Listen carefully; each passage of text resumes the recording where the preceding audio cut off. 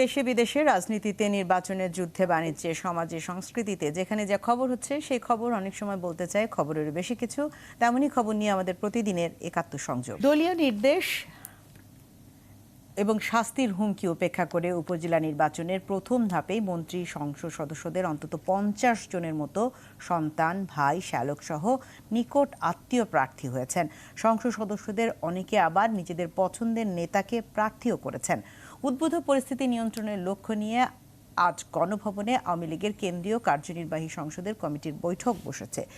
সেখানে আমাদের সহকর্মী আছেন, তার সাথে যুক্ত হবে। তবে তারও আগে আমরা আমাদের অতিথির সাথে পরিচয় করিয়ে দিতে চাই। এম এ মান্নান, সাবেক মন্ত্রী এবং আওয়ামী লীগ নেতা, তিনি আছেন আমাদের সাথে। তার সাথে আলোচনা শুরু করব এবং একই সঙ্গে আমাদের সহকর্মীও যুক্ত হবেন কিছুক্ষণের মধ্যেই। এম এ মান্নান, আপনাকে স্বাগত জানাচ্ছি একাত্তর সংযোগে। আমরা তো দেখছি যে দলীয় সিদ্ধান্ত অমান্য করে 50 জনের মতো প্রার্থী হয়েছেন, প্রার্থীর স্বজন আসলে এই উপজেলা নির্বাচনে অংশ নিচ্ছেন। এই যে তাদের বিরুদ্ধে কঠোর সিদ্ধান্ত নেওয়ার ঘোষণা, আমরা সিদ্ধান্ত নিতে পারে এরকম একটি সংবাদ আমরা সংবাদ মাধ্যমগুলোতে দেখছি, হতেও পারে নাও হতে পারে। বিষয়টিকে আপনি কিভাবে দেখছেন যে আসলে আত্মীয় স্বজনরা প্রার্থিতা পেতে পারে কি না? ধন্যবাদ। আপনি যেমন শুনেছেন আমিও শুনেছি। আমি একজন আওয়ামী লীগের আদর্শিক কর্মী আজীবন, এবং আমি আওয়ামী লীগের টিকিটে 4 বার নির্বাচিত হয়েছি। অবশ্যই আওয়ামী লীগে আমার কিছু সামান্য প্রান্তিক হলেও আমার সংযোগ আছে। আমি এই নিউজটা যেটা শুনেছি, আমার কাছে এখন কোনো আমার দল থেকে কোনো নির্দেশনা আনুষ্ঠানিকভাবে আসেনি। তবে আমি অস্বস্তি বোধ করছি, এটা আমি স্বীকার করব। আমার যথেষ্ট বয়স হয়েছে, আমি আজন্ম আওয়ামী লীগ করি, এটা আগেই বলেছি। আমি মনে করি যে একজন মানুষের, এখন আমি আমার উপরে অবশ্য আমার দলের নির্দেশনা, আমি শৃঙ্খলা বিশ্বাস করি। আমি আজীবন একজন শৃঙ্খলাবদ্ধ সরকারি কর্মচারী ছিলাম। কিন্তু এখন আমি আর যারা নিকটাত্মীয়, আমার ক্ষেত্রে আমি ভেরি অনেস্ট, আমার ছেলে নির্বাচন করছে। আমার ছেলে 44 বছর বয়স্ক, পড়াশোনা করেছে, দায়িত্ববান, সে মনে প্রাণে আওয়ামী লীগের আদর্শে বিশ্বাস করে। সে আওয়ামী লীগের নমিনেশন চেয়েছিল, কাউকে নমিনেশন দেওয়া হবে না, তাই সে পায়ও নাই। কাউকে দেওয়া হয়নি সারা দেশে, প্রতীকও দেওয়ার কিছুই ছিল না। তো এবং সে 2 বার যাবৎ ঘোরাফেরা করছে গ্রামে। এলাকার লোকেরা আমার ধারণায় তাকে ইতিবাচক ভাবে নিয়েছে, এলাকার লোকেরা তাকে চায়। এই অবস্থায় আমি একটু, কি বলবো, আমি একটু বিব্রতকর অবস্থার মধ্যে আছি। আপনি যে বিব্রত বোধ করছেন, এটির কারণ কি? যে আপনি এটি দলের বিপক্ষে যাচ্ছে সেই কারণে, নাকি আপনার আসলে ইচ্ছা নাই? না, পক্ষ বিপক্ষের প্রশ্ন ওঠে না। আমার পক্ষে আওয়ামী লীগের বিপক্ষে যাওয়া আজীবনই সম্ভব নয়। আমি আওয়ামী লীগ করে আদর্শিক ভাবে একটু, আমি দলের বিপক্ষে, আমি যখন কোনো সরকার, আমার দলের কোন নির্দেশনা আমি পাইনি এখনো। প্রথমে আপনাকে বললাম, শুনেছি আপনার মতো গণমাধ্যমে, সেটাতে আমি বিব্রত এবং অস্বস্তি বোধ করছি। আমি মনে করি যে এটা একটা সুদূর প্রসারী একটা প্রতিক্রিয়া হওয়ার সম্ভাবনা আছে।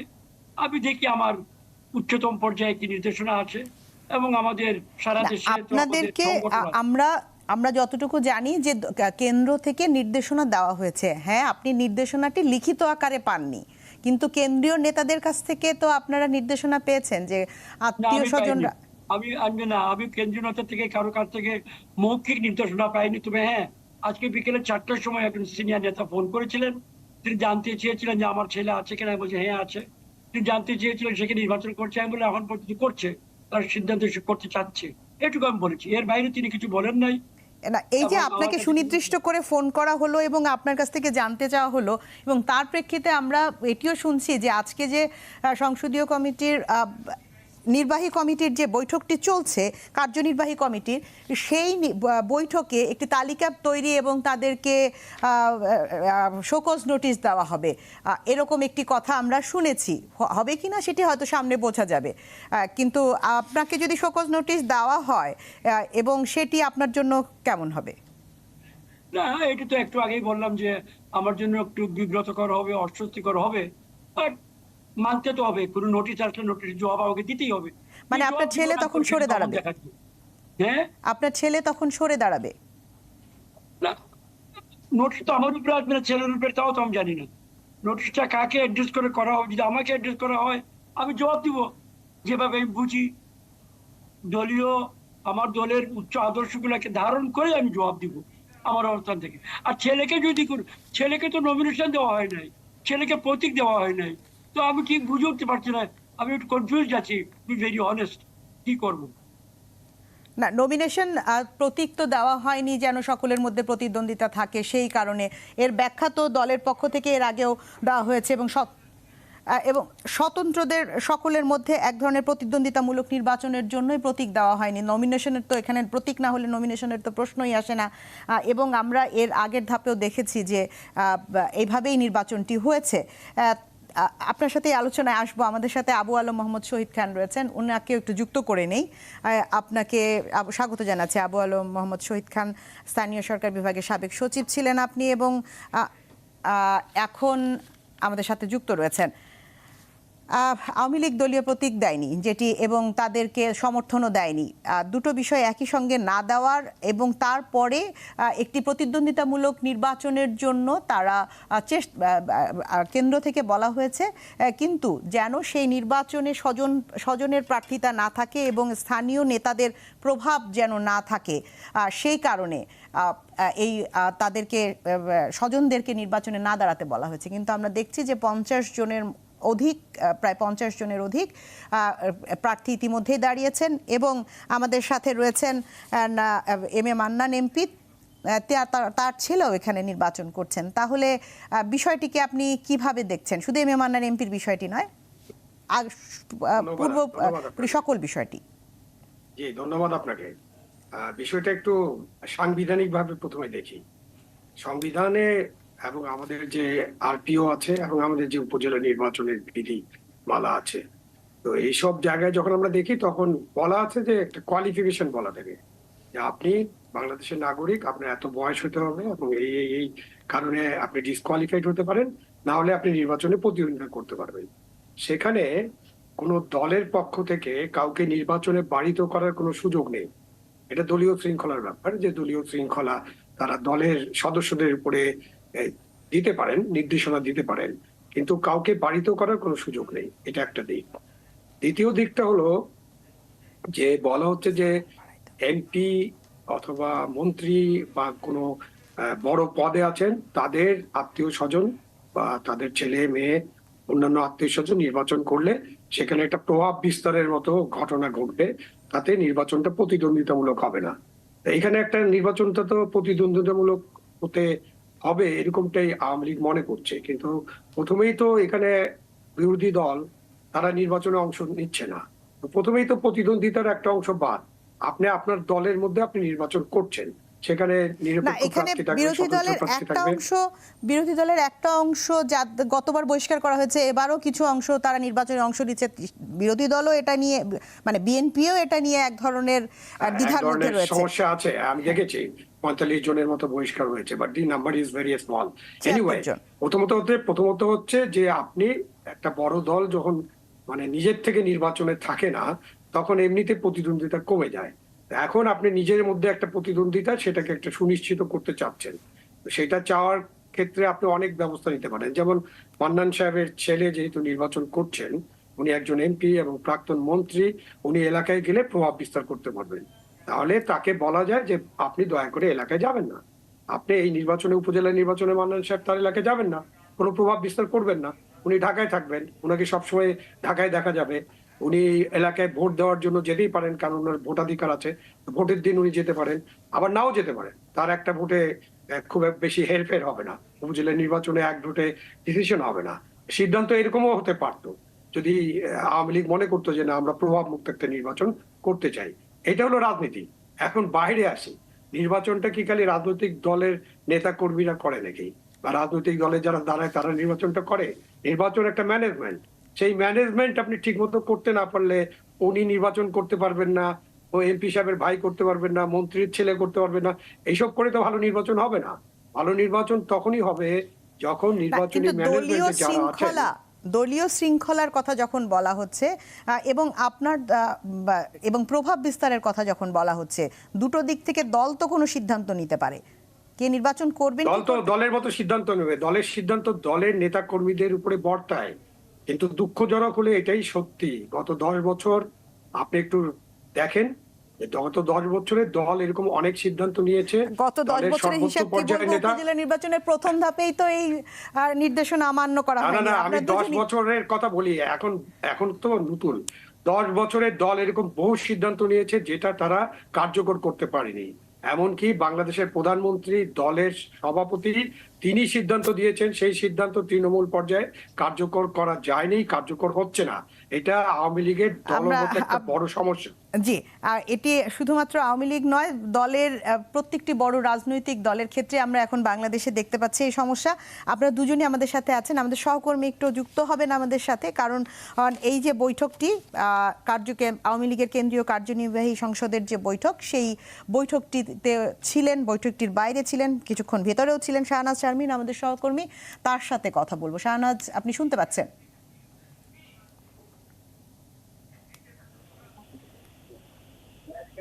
শাহনাজ শুনতে পাচ্ছেন আমাকে? জি, শুনতে পাচ্ছি।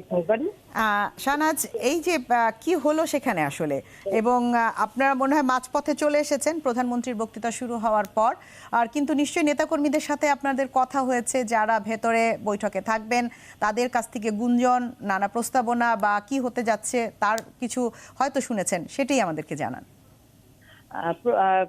কার্যনির্বাহী কমিটির বৈঠকের শুরুতেই প্রধানমন্ত্রী শেখ হাসিনা বক্তব্য রাখেন, তার বক্তব্য শেষ হওয়ার পরেই আসলে আমরা বেরিয়ে আসি। এখন নেতাকর্মীদের সাথে রুদ্ধদ্বার বৈঠক চলছে কার্যনির্বাহী কমিটির নেতাদের সাথে। এটি প্রথম থেকে বলা হচ্ছিল, গত বেশ কিছুদিন ধরেই শোনা যাচ্ছিল, এবং যারা প্রেসিডিয়াম সদস্য, সাংগঠনিক সম্পাদক, বিশেষ করে সাংগঠনিক সম্পাদক যারা, তারা একটি তালিকা প্রস্তুত করেছেন উপজেলা নির্বাচনে যারা নির্দেশনা অমান্য করে এখন পর্যন্ত এমপিদের আত্মীয় স্বজন নির্বাচনে রয়ে গেছেন। আপনারা আলোচনা করছিলেন 50 জন প্রথম ধাপে যে নির্বাচন 8 মে, সেখানে আসলে এখন পর্যন্ত 13 জন এমপি মন্ত্রী স্বজন নির্বাচনে মাঠে রয়ে গেছেন। কারো ছেলে, কারো বোন, কারো বা ভাই, খুব স্বজন নিকট আত্মীয় রয়ে গেছেন। তো এই নিকট আত্মীয়দের যাদের রয়ে গেছেন তাদের তালিকা আসলে প্রধানমন্ত্রীর হাতে যার যার বিভাগের সাংগঠনিক সম্পাদক আজকের বৈঠকে তুলে দেওয়ার কথা। এজেন্ডার বাইরে বলা হচ্ছে বিবিধ যে এজেন্ডা আছে সেখানেই আসলে এই বিষয়টি নিয়ে আলোচনা হবে। যদি আওয়ামী লীগের 75 বছর পূর্তি সহ নানা বিষয়ে আজকে আসলে প্রায় 1.5 ডজন এজেন্ডা রয়েছে, এই বৈঠকে আলোচনা চলবে বা হবে, এবং বৈঠকটি আরো ঘন্টা 2 চলবে বলেই আমরা জেনেছি। না শাহনাজ, আপনার সাথে যেটা জানতে চাচ্ছিলাম আর কি, যে আপনি তো এই বিষয়টি নিয়ে কাজ করছেন, আপনার প্রতিবেদনও আমরা দেখেছি, তো নিশ্চয়ই এই বৈঠকে যারা রয়েছেন তাদের অনেকের সাথে আপনার আগে কথা হয়েছে, যেটি ইনফর্মাল হোক আর ফর্মাল হোক। ইনফর্মালি যে কথাগুলো হয়েছে সেগুলো একটু জানতে চাই। যেটি বলছিলাম যে প্রেসিডিয়াম সদস্যরা এবং সাংগঠনিক সম্পাদকরা বলছেন যে একটি কড়া বার্তা আসতে পারে, আবার কোন কোন নেতা যেটি বলেছেন যে একটি কড়া বার্তা আসতে পারে, আবার কোন কোন নেতা যেটি বলেছেন যে শুধুমাত্র বহিষ্কার কিংবা কঠিন কোনো শাস্তি আজকের বৈঠকে হবে তেমনটি নয়। এমনও হতে পারে যে আজ যে নির্দেশনা অমান্য করেছেন তার রাজনৈতিক যে ফাইল আছে সেখানে এটি লিপিবদ্ধ করা হবে 1.5 বছর পরে, যখন দলের কাউন্সিল হবে তখন হয়তো বা তার প্রেসিডিয়াম সদস্য পদ কিংবা তার সাংগঠনিক যে পদগুলো আছে সেগুলো থেকে তিনি সেটি পুনর্মূল্যায়ন করে তাকে আর সেই পদ দেওয়া হবে না। আওয়ামী লীগের অতীতের ইতিহাস তাই বলছে, এবং দল থেকে বহিষ্কারের মতো ইতিহাসও আওয়ামী লীগের মতো একটি বড় দলে আছে কেন্দ্রের নির্দেশনা অমান্য করলে। বিশেষ করে এবার বেশ কয়েকবার হাইকমান্ড থেকে এই নির্দেশনাটা দেওয়া হয়েছে, এবং প্রতিটি এমপি মন্ত্রী যাদের স্বজনরা মাঠে রয়েছেন তাদের সাথে ব্যক্তিগতভাবে সাংগঠনিক সম্পাদকরা যোগাযোগ করেছেন, এবং এমনকি যারা মনোনয়ন নিয়েছেন তাদেরকেও বলা হয়েছে যে আপনারা এবার সরে আসুন, কারণ এইবারে যে নির্বাচন, উপজেলা নির্বাচনে কোনো দল বা সরকার গঠনের বিষয় নেই, এখানে সরকার গঠনের যেহেতু কোনো বিষয় নেই, সুতরাং এমপি মন্ত্রী স্বজনরা যদি সরে যায় তৃণমূলের নেতাকর্মী তারা আসলে এই সিদ্ধান্তে যথেষ্ট খুশি, এবং তাদের থেকে নেতৃত্ব উঠে আসুক এটি আসলে দলের হাইকমান্ড চেয়েছে, যার জন্য প্রতীকবিহীন নির্বাচন দিয়েছিল। কিন্তু দেখা যাচ্ছে কোনোভাবেই কিছু কিছু নেতাকে এই নির্দেশনা মানানো যাচ্ছে না, তারা তাদের প্রভাব ক্ষমতা বলয় তৈরি করার জন্য উপজেলায় তাদের আত্মীয় স্বজনকে রেখে দিয়েছে। সেই জায়গায় বেশ কয়েকজন প্রেসিডিয়াম সদস্য যেটি বলেছেন যে এটি আসলে যদি তাৎক্ষণিক কোনো শাস্তি দেওয়া নাও হয়ে থাকে, কিন্তু দীর্ঘমেয়াদে সেই রাজনৈতিক নেতা এবং তার পরবর্তী প্রজন্ম যারা রাজনীতিতে থেকে যাবেন তাদের জন্য এটি আসলে হুমকির বিষয় হয়ে দাঁড়াবে এবং তাদের জন্য এটি একটি নেগেটিভ পয়েন্ট তৈরি করবে, যা পরবর্তীতে যেই সন্তানটি আজকে সন্তানকে উপজেলা নির্বাচনের চেয়ারম্যান বানাতে চাচ্ছেন, পরবর্তীতে যদি তিনি তার সন্তানকে এমপি হিসেবে দেখতে চান দীর্ঘদিনের রাজনীতি করে, সেই জায়গায় হয়তো কখনো মনোনয়ন নাও পেতে পারেন। এরকম হুমকি দেওয়া হয়েছে, কিন্তু তারপরও কয়েকজন এমপি মন্ত্রী এই হুমকিটি কি আপনি বলছিলেন ব্যক্তিগতভাবে সাংগঠনিক সম্পাদকরা যোগাযোগ করেছেন, যোগাযোগ করে হুমকি দিয়েছেন, নাকি আসলে এটি বাতাসে আলোচনা হয়েছে?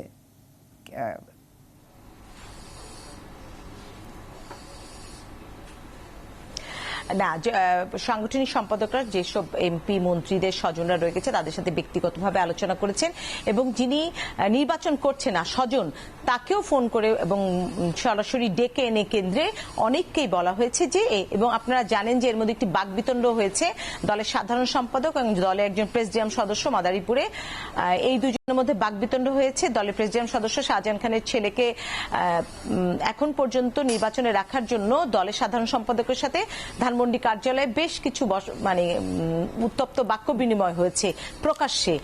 সেই জায়গায় যদি আমরা তাকিয়ে দেখি যে হুমকিটা আসলে শুধু যে বাতাসে দিয়েছে তা না, সরাসরি দেওয়া হয়েছে।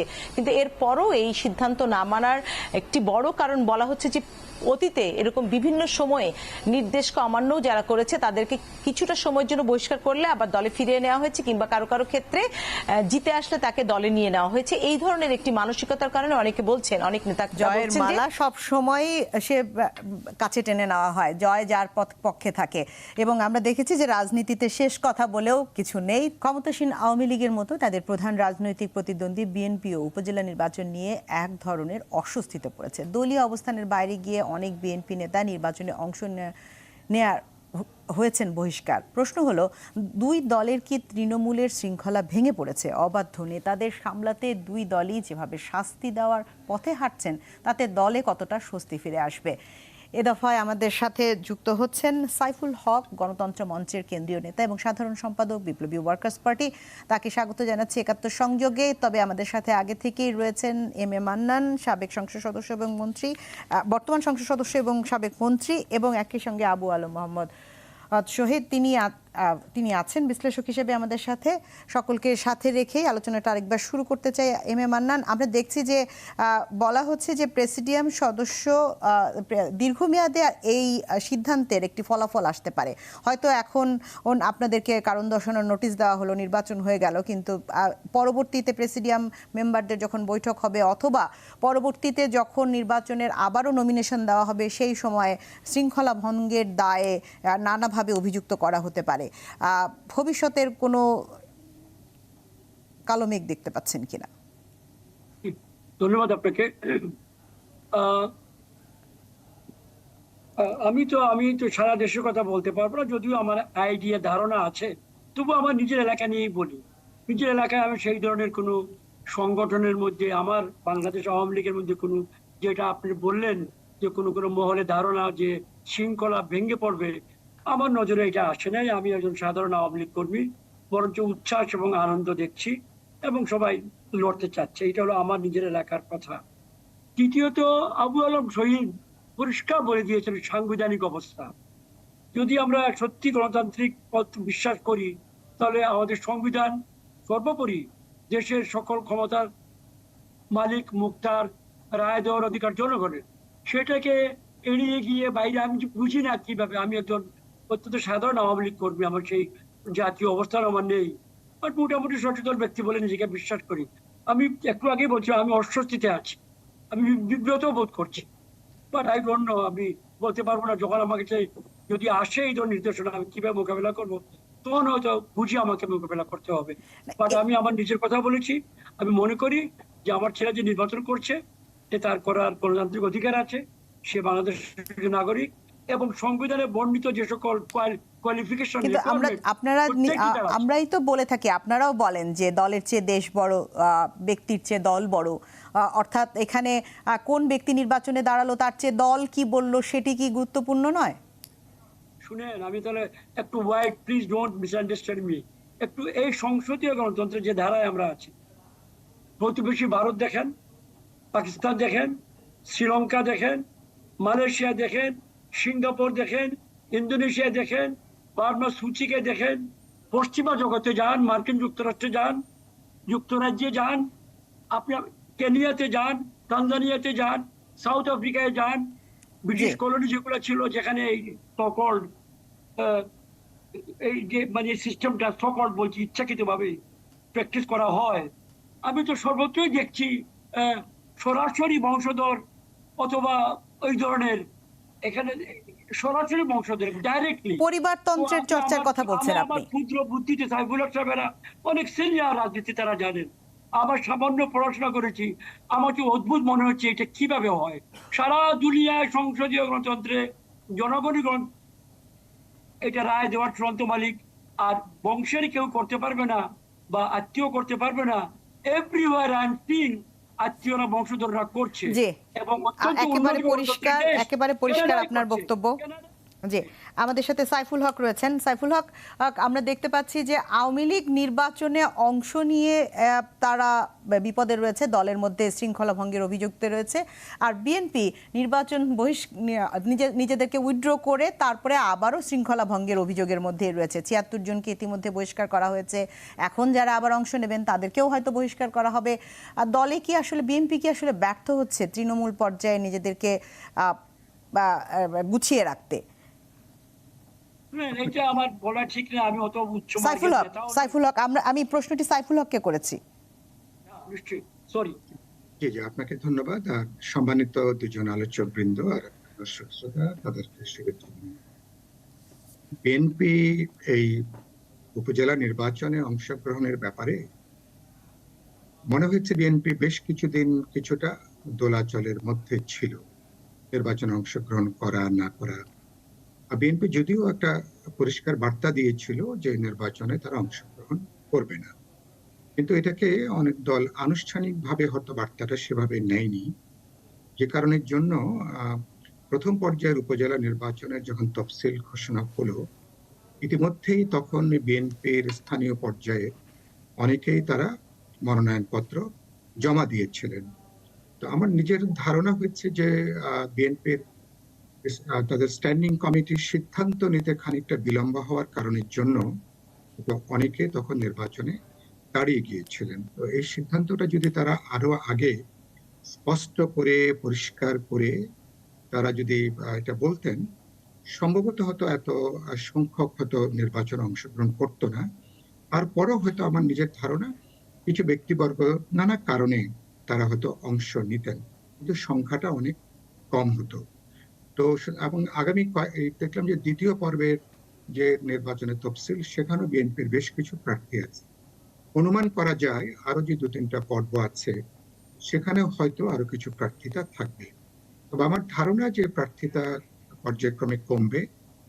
আর এটা আর আওয়ামী লীগ, এটা তো একটা শৃঙ্খলা ভঙ্গের একটা বিষয় যেটা বললেন। আর আওয়ামী লীগের আপনি যেটা বললেন, আওয়ামী লীগ যেহেতু বিরোধী দলগুলো বিএনপি সহ কি গণতন্ত্র মঞ্চ বা রাজপথের সক্রিয় বিরোধী দল যারা আছেন, তারা যেহেতু এই নির্বাচনে দলীয়ভাবে অংশগ্রহণ করছেন না, ফলে নির্বাচনটাকেও অনেকটা ওই যে জাতীয় সংসদের ডামি নির্বাচনের মতন কিছুটা প্রতিদ্বন্দ্বিতামূলক দেখানোর জন্য একেবারে যিনি সংসদ সদস্য বা যিনি সরকারি মন্ত্রীরা আছেন তাদের বাইরে আওয়ামী লীগের অন্যান্য নেতা নেত্রীরা যাতে নির্বাচন করতে পারেন, এরকম একটা আমি মনে করি, এরকম একটা ধারণা থেকে নির্বাচনটাকে প্রতিদ্বন্দ্বিতাপূর্ণ দেখানোর জন্য একেবারে কোটারির মধ্যে যাতে পুরো বিষয়টা চলে না আসে, এমপি মন্ত্রী আবার স্থানীয় পর্যায়ের যে যারা প্রতিদ্বন্দ্বিতামূলক দেখানোর জন্য এই নির্বাচনে হয়তোবা স্বজনদেরকে উৎসাহিত করেননি তারা গিয়েছে। কিন্তু যে কথাটা খুব গুরুত্বপূর্ণ যেটা বললেন, কিন্তু আসলে যেটা আমার মান্নান ভাই যেটা বলবার চেষ্টা করলেন, আমি জানি না যে আবু আলম শহীদ খান ভাই কি বলেছেন সে ওনার বক্তব্য শোনার সুযোগ হয়নি, কিন্তু সাংবিধানিক ভাবে তো যে কোনো নাগরিকের তো এখানে তাহলে আর দল থেকে বহিষ্কারের কেন প্রয়োজন পড়ে না, যখন না, বিএনপি তার দল থেকে ৭৬ জনকে বহিষ্কার করে, যদি সাংবিধানিকভাবে নির্বাচন করতে পারে? আমরা একটু আবু আলম মোহাম্মদ শহীদ আপনার সাথে কথা বলতে চাই। দীর্ঘমেয়াদে এবারে নির্বাচন স্বজনরা যদি মন্ত্রী এমপির স্বজনরা যদি নির্বাচনে দাঁড়ায়, তাহলে শৃঙ্খলা ভঙ্গের দায়ে তাদের বিরুদ্ধে শোকজ আসতে পারে, হতে পারে দীর্ঘমেয়াদে তাদের বিরুদ্ধে নানা রকম ব্যবস্থা হতে পারে, দল থেকে বাদ পড়তে পারে, প্রেসিডিয়াম থেকে বাদ পড়তে পারে, নানা রকম ঘটনা ঘটতে পারে। কিন্তু আপনি যেটি বলছিলেন যে সাংবিধানিকভাবে তারা তো নির্বাচন করতেই পারে, দল এককভাবে সিদ্ধান্ত নিয়ে এই পথে হাঁটতে পারে কিনা? দল তো তার মতো সিদ্ধান্ত নিবে। একটা রাজনৈতিক দলের সিদ্ধান্ত, রাজনৈতিক দল তাদের সর্বোচ্চ যে কমিটি আছে তাদের সাথে কথা বলে তারা একটা সিদ্ধান্ত নেবেন। তো সেই সিদ্ধান্ত তারা বাস্তবায়ন করার চেষ্টাও করতে পারেন। এখন আপনি যদি কোনো দলের কর্মী হন বা নেতা হন, কর্মী থেকে শুরু করি, তাহলে আপনাকে দলীয় শৃঙ্খলা মানতে হবে। এখন দলীয় শৃঙ্খলাটা কি? আমাদের দল কিরকম, দল গণতান্ত্রিক ভাবে চলে কিনা, দলের রাজনীতি কেমন, দলের দুর্বৃত্তরা কিভাবে ঢুকে পড়ে, দলের বিভিন্ন পর্যায়ে নেতা নেত্রী কিভাবে নির্ধারিত হয়, কিভাবে আমরা এমপি নমিনেশন দেই, মনোনয়ন বেচা কেনা হয় কিনা, তৃণমূল মানুষদের এই দলের বা তৃণমূল কর্মীদের দলীয় নেতা বাছাইয়ে কোনো ভূমিকা আছে কিনা, দীর্ঘ আলোচনার ব্যাপার। তো আমাদের যে রাজনৈতিক দল, দুটো বড় দলের কথা আপনি আলোচনায় আনলেন, যাদের মধ্যে যে শৃঙ্খলা ভঙ্গের অভিযোগে বহিষ্কার এবং পরবর্তীতে আবার জিতলে বরমাল্য দিয়ে ঘুরিয়ে আনা, এইসব তো আমরা দেখছি এবং এটা অনেক দিন ধরে দেখছি। এটা তো 50 বছর ধরে দেখছি মনে করেন। আমার বয়স অনুযায়ী আমি 50 বছরের বেশি সময়কাল ধরে এই দলের এসব দেখছি। এখন দল যেভাবে গড়ে ওঠা দরকার, একটা রাজনৈতিক দল যেভাবে গড়ে তোলা দরকার, সেটা কিন্তু আমরা গড়ে তুলতে পারিনি। সেটাতে আমাদের ধরেন নাগরিক হিসেবে আমার ব্যর্থতা আছে, সেই ব্যর্থতার দায় নিয়েই আমি বলছি। কিন্তু ব্যর্থতার মূল দায় তো রাজনৈতিক নেতাদের উপরে।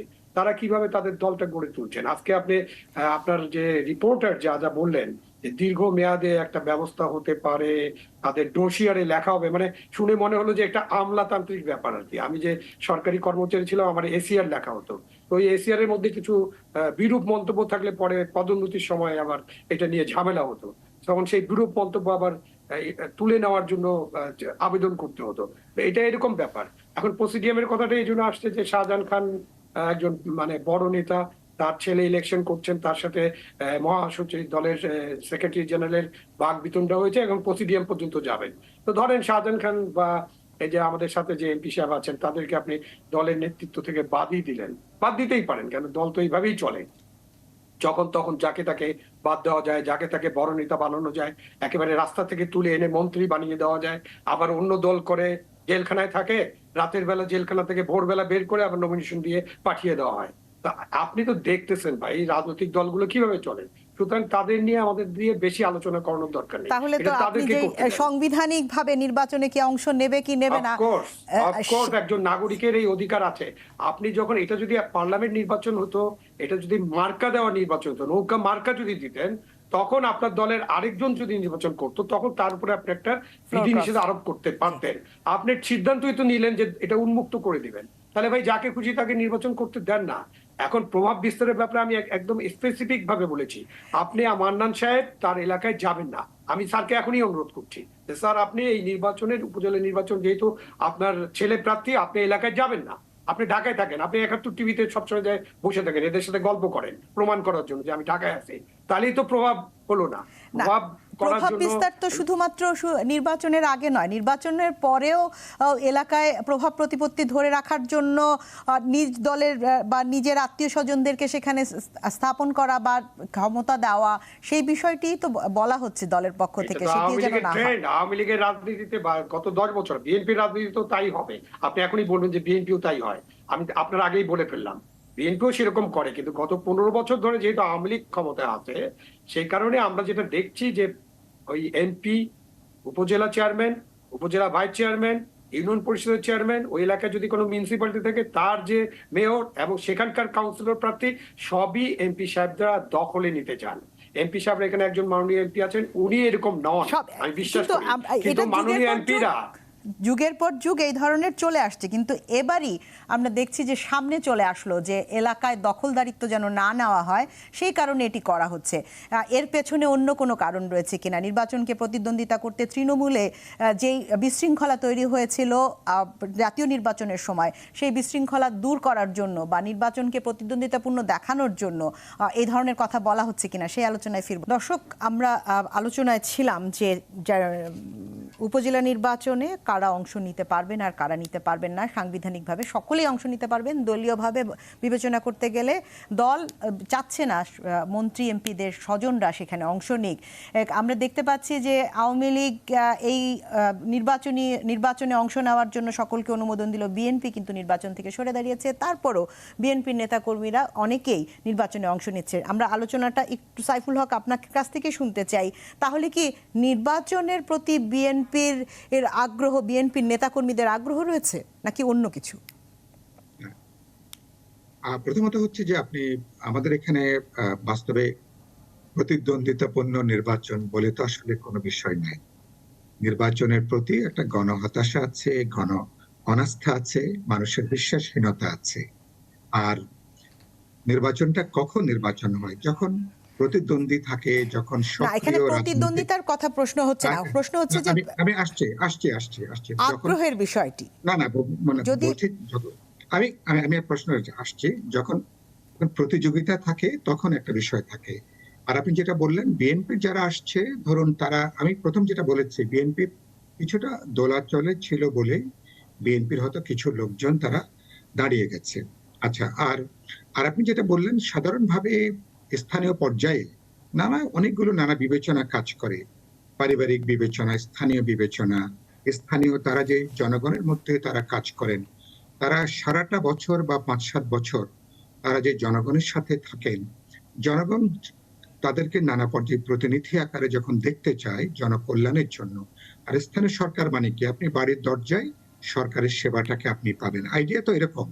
সুতরাং সেই জায়গা থেকে যারা জনগণের পক্ষে থাকেন তাদের দিক থেকে পারিবারিক, সামাজিক, রাজনৈতিক নানা ধরনের একটা চাপের প্রয়োজনও থাকে, চাপের জায়গাগুলো থাকে। এটাকে পুরোপুরি অস্বীকার করবার কোনো সুযোগটা নেই। এখন দলের জায়গাটা হচ্ছে, দল যেহেতু রাজনৈতিকভাবে সিদ্ধান্ত নিয়েছে, এখন তো ধরুন সকল বিরোধী দল, আমরা মনে করছি যে এখানে যদি সরকার পরিবর্তনের কোনো বিষয়টা নাই, তারপরে এখানে এই নির্বাচনে অংশগ্রহণ করার মধ্য দিয়ে সরকারকে পরোক্ষভাবে বৈধতা দেওয়া হচ্ছে কিনা, এটা একটা গুরুত্বপূর্ণ রাজনৈতিক প্রশ্ন হিসাবে বিএনপি বা আমাদের বিপ্লব ওয়ার্কার্স পার্টি বা গণতন্ত্র মঞ্চ বিভিন্ন দলের জন্য এটা একটা বিবেচনার প্রশ্নটা এসছে। ফলে কারণ এই সরকারের অধীনে, আর বাস্তবে এটাকে আমি কোনো নির্বাচন হিসাবে আপনি যে প্রশ্নটা করলেন সেটার উত্তরটাই আপনার কাছ থেকে শুনতে চাই। এটি কি আসলে তাহলে সরকারকে একটি গ্রহণযোগ্যতা দেওয়া হচ্ছে? কোনটা? না, আমি বলছি যে সরকারকে দল তো গ্রহণযোগ্যতা দিতে চায় না বলেই তো সরকার যারা দাঁড়িয়েছেন তাদেরকে বলেছেন বসে যাওয়ার জন্য, অর্থাৎ কিছু কিছু ব্যক্তি, আপনি বলছিলেন যে তৃণমূলে নানা রকম হিসাব নিকাশ থাকে। আবু আলম মোহাম্মদ শহীদ, আপনার কাছ থেকে, আমরা একদম শেষ পর্যায়ে রয়েছি, আপনার কাছ থেকে শুনতে চাই যে এই যে নির্বাচন, এই নির্বাচনে একদিকে বলা হচ্ছে যে স্বজনরা এখানে থাকতে পারবে না, আবার অপরদিকে আমরা দেখতে পাচ্ছি যে জাতীয় নির্বাচনের সময় এক ধরনের কোন্দল তৈরি হয়েছে, তৃণমূলে অসন্তোষ তৈরি হয়েছে, বিশৃঙ্খলা তৈরি হয়েছে। অনেকেই বলছেন যে শাক দিয়ে মাছ ঢাকতে গিয়ে এই কথাটি বলা হচ্ছে যে কে নির্বাচনে দাঁড়াতে পারবেন আর কে পারবেন না, কিন্তু মূল বিষয় আসলে তৃণমূলের কোন্দল মেটানো। আপনার কাছে কি মনে হয়? এটা পলিটিক্যাল স্ট্র্যাটেজি হতে পারে। I am not a political strategist of Awami League, সুতরাং আমি জানি না আওয়ামী লীগ কি ধরনের স্ট্র্যাটেজি কেন কখন নেবে, তাদের নানান স্ট্র্যাটেজি থাকতে পারে। আর তৃণমূলে তো একটা কোন্দল থাকেই। আর যেটা লোকাল গভর্নমেন্ট নির্বাচন, যেটা স্থানীয় পর্যায়ে যে নির্বাচন, সেই নির্বাচনে অনেকের আগ্রহ থাকে নানান কারণে, যেটা সাইফুল হক সাহেব পরিষ্কার করেছেন, আত্মীয়তা, গ্রাম, পাড়া, নদীর এপার ওপার, খালের এপার ওপার, অনেক কিছু থাকে। সুতরাং তৃণমূলের কিছু কিছু আগ্রহী প্রার্থী আপনি পাবেন। এখানে আওয়ামী লীগের জন্য যেটা হচ্ছে সেটা হলো, আওয়ামী লীগ চাচ্ছে যে তৃণমূল পর্যায়ে তাদের যে এমপি মন্ত্রীর যে বলয় আছে, সেই বলয়ের বাইরে একটা বিকল্প নেতৃত্ব হয়তো তৈরি করতে, সে কারণে তারা আওয়ামী লীগের এমপি মন্ত্রীদের স্বজনদেরকে বাড়িতে করার চেষ্টা করছেন। এটা তাদের একটা নতুন পলিটিক্যাল স্ট্র্যাটেজি হতে পারে। ওখান থেকে কিছু নেতা তৈরি হতে পারে, উপজেলা চেয়ারম্যান যারা হবেন তারা ভবিষ্যতে এমপি প্রার্থী হতে পারবেন। সেসব কারণে হয়তো আওয়ামী লীগ এটা চিন্তা করছে। শেষ করতে হবে আমাদেরকে। এম এ মান্নান, আপনার শেষ মন্তব্য দিয়ে আজকের একাত্তর সংযোগ শেষ করব। খুবই দুঃখিত যে সময় একেবারে শেষ। বিজ্ঞজন আছেন গত 15 বছর যাবৎ করার ব্যাপারটাকে উল্টিয়ে ফেলার যে প্রচেষ্টা চালাচ্ছিল, পারে নাই, ব্যর্থ। আমার মনে হয় আমরা না অজান্তে সেই কাজটা তাদের পক্ষেই করে ফেলি। এটা আমার ব্যক্তিগত ভয়, এবং এইটা আমার আমি বললাম যে ভয় ভয় কথাটা বলছি। Maybe we are walking into BNP trap. BNP চেষ্টা করতে পারে নাই, আমরা তাদের পারপাস সার্ভ করতেছি কিনা, এই হলো আমার কথা। আর কি বলবো, আমি একজন শৃঙ্খলাপরায়ণ মানুষ। আমার উপর থেকে যখন নির্দিষ্টভাবে অর্ডার আসবে আমি বিবেচনা করব, সেই জবাব আমি তখন দিব। এই মুহূর্তে এইটাই শুধু বলি, আমি আমার মনের কথা, আমি নিজের কথা বলেছি ব্যক্তিগতভাবে। I stand by what I have said, এবং অবশ্যই আমরা চাইবো যে আমাদের দেশের মঙ্গল হোক, রাজনীতি সুন্দর হোক এবং ভালো হোক।